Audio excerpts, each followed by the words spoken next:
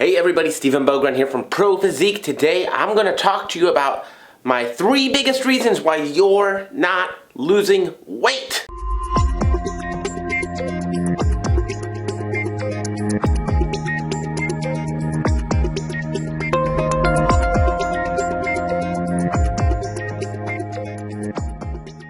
So hey everybody, I hope you're all having a great day. Oh, wow, not the best reason to have to watch a video, but let's talk about it. Everybody tries really hard, and I know there's a lot of different information being thrown out at us all in terms of weight loss and what's right and what's wrong and how do we do it, how do we accomplish those things. And so I know a lot of people are putting a lot of effort out into the world, the universe, about, all right, how do I lose weight? Why isn't this working for us? I want to be healthier. I want to feel a little bit better. I want to perform a little bit better, whatever it might be. I know it can be a very frustrating experience. So I want to talk about some of the reasons why I see people not losing weight and just not making progress on the scale. And so first and foremost, we do want to make the delineation about weight loss versus fat loss. Are they always the same thing? Not always. And understanding that, hey, we really want to prioritize fat loss, right? That's how we get healthier. That's how we make that progress. And that's how we go in with the weight loss as well. So I do think that is an important delineation to make. So the first and foremost reason I would say people are not making any further progress on their weight loss goals is that they are not paying attention to, at the very least, calorie intake, maybe even possibly macronutrient intake. Let me explain why this matters.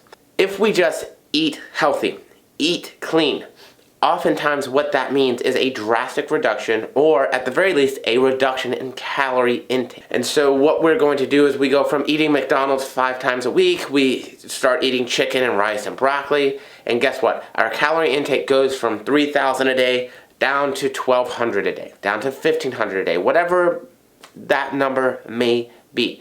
Right? We start eating a lot of salads, and there's nothing wrong with eating salads. There's nothing wrong with eating chicken or eating broccoli. Those are good things, right? They have micronutrients. They're going to be good for our health. They're going to have fiber. They're going to help our digestion. Lean proteins, less saturated fats. Awesome. Lots of good stuff going on there. However, a lot of times what we'll do is if we make a very drastic change, we see that weight will come down real quick for a while, and then it tapers off. But we didn't pay attention to our calorie intake. So we may be eating less, we may be eating more, but we don't know. We don't have the information on how to make a change to continue seeing progress. I do think there is a bottom end for how low individuals should go on a diet intake for their calorie intakes and as well as their macronutrients. But when we track our food, when we truly weigh it out and weigh it out correctly, if I just do a tablespoon of peanut butter, that might not be a true tablespoon. If I just do a spoonful, likelihood is that is more than 16 grams of weight.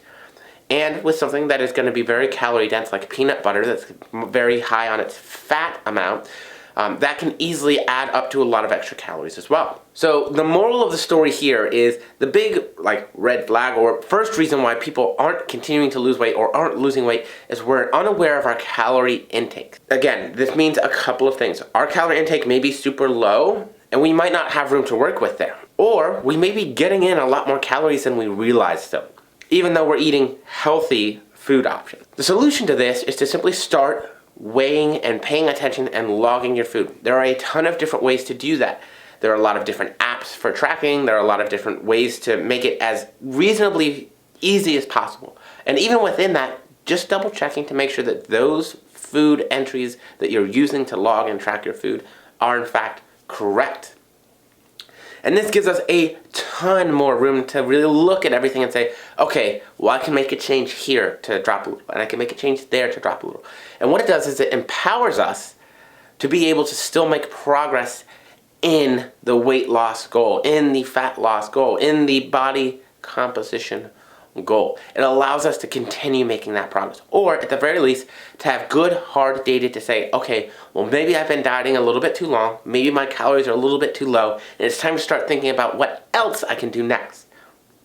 So first things first, make sure that we know what we are putting into our body to really truly understand that. Now, whether that might be calories only, whether that might be protein and total calories, or a macronutrient split of protein, fats, and carbohydrates, so we really know how our body is responding. That's going to be our first step to making sure that we're getting everything we can out of the weight loss process. The second one, activity. We are just not as active anymore. So the second reason why we're not losing weight is we maybe are trying to do it just with diet, or we're not really paying attention to our activity. And again, this can mean a couple of different things. This can mean that maybe if we're dieting, we're more tired. We have more fatigue. We don't feel like we're resting as well, depending on how hard we're dieting, right? So possibly our step count might be down, our non-exercise activity might be down. If we're going to the gym, that intensity may be down, and that's one that we'll see with a lot of physique athletes as a normal thing. Eventually, when we get to a certain calorie intake, we just lose intensity and we can lose some expenditure there. For those of us who maybe aren't gym rats or in the gym all the time, we may just need to pay attention to a step count. Things change in life, and for most people, as we age, we become more sedentary or less active. And that can be a very normal, reasonable thing.